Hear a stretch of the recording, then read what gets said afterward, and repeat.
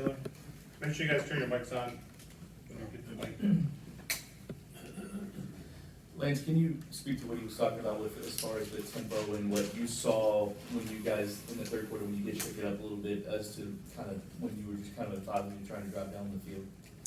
Yeah, we went in at halftime and as a staff, talked about adjustments. One of the things that we talked about was coming out in the second half, using some more tempo.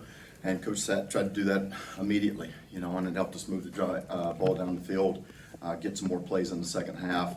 And I thought we did a nice job trying to do that. We just couldn't stay on track offensively. Yeah. When you watched the film afterwards and graded it, what impressed you and what disappointed you? Yeah, I think our guys played hard. I think we played physical.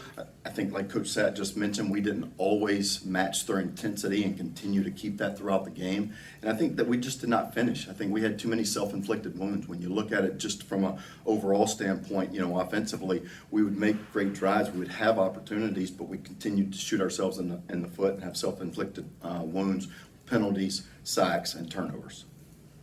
Was there anything that surprised you after this first game as offensive coordinator with this team? Just something that you maybe thought would have happened that didn't with this team? I was really proud of the group. I thought that they fought for 4 quarters. They continued to stay engaged. I thought the sideline communication was excellent. Nobody turned it down. We got down 10 points early. We responded with a touchdown. So I thought the response from the group was excellent.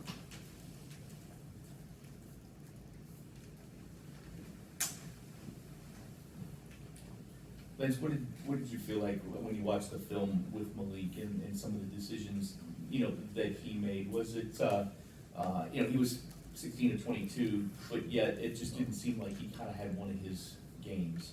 Yeah, I just think, Malick, just like with our whole offense, it was tough to get in a rhythm. Didn't have many possessions the first half, didn't have many plays, and didn't maximize our opportunities and our possessions. I thought early on he played well. He made good decisions. He knew where to go with the ball. But then when you get behind, you get hit a couple of times, you get sacked. Like most great playmakers, you start pressing a little bit, trying to make too much happen, trying to do too much. And what I stressed to the group was, just do your 111, do your job. You don't have to do any more. We don't need any, superhuman performances. Let's just all do our job from coaches and players. And that's, from a coach's standpoint too. Coach Sat mentioned it. We have to do a better job from a coaching standpoint, making sure that our guys are ready and, maximizing our opportunities offensively. When looking at the film on UCF's defense, what kind of stands out about them, particularly in their secondary? Speed. I think they're really fast in the secondary. I think they play man-to-man, play a ton of man, but they also mix it up. They do a great job disguising their coverage looks and disguising their blitz looks, but they're fast in the secondary. When you were reviewing the film, did it seem like Malick was locking on to maybe his first target, and if so, or even if not, is there a way that you can get him to distribute things a little bit better? No, I don't think he was doing that at all. I think we have to find a better way to distribute the ball, offensively, find different ways to get our different playmakers involved. I think Tyon did a great job. We did a nice job in the run game when we handed the ball off, and, just from our running back position, ran the ball really hard. And T. Huddy had a great game, but we have to find different ways to distribute the ball, and that's what we've tried to do this week is find different ways to get different players and maximize those possessions.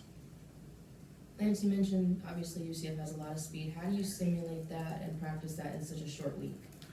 That's a great question, and one that we talked about as a staff, and we've had meetings with our scout team players to try to stress the importance to get that same look that we're going to see on Saturday on such a short week. Lance, one of the things we had heard was about Tyler and his ability at wide receiver. What did you see from him? And 9 targets, 8 catches, and he gets some yards after catch as well. Yeah, he did an excellent job. I thought he'd run game and pass game when he had opportunities. He caught the ball. He made the nice catch that Braden threw on the jet sweep pass. He made just really, some really nice contested catches, and then, had some nice, run after catch, which was nice to see. Those were all things that we saw during training camp, and so he did an excellent job. We'll continue to find ways to get him the ball and also mix in the other guys in the pass game and get those other guys involved more. Lance, both you and Statfield have mentioned that at times you thought that the guys didn't really match the energy that Syracuse had.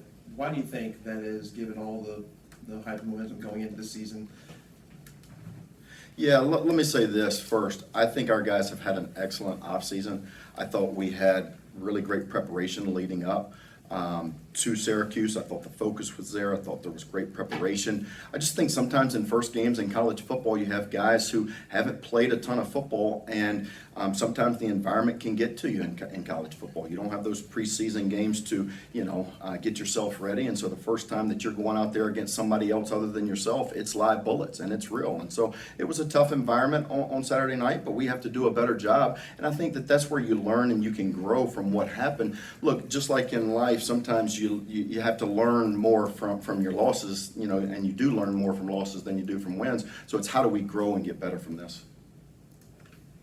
Lance, what do you think the offensive line can do better going into UCF? It seemed like there were some times where Syracuse was able to get pressure on Malick and speed him up.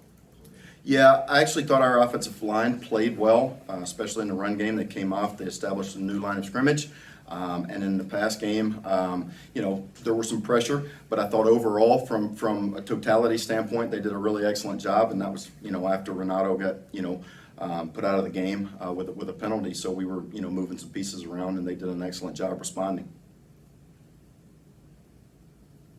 Good. All right. Thanks, guys.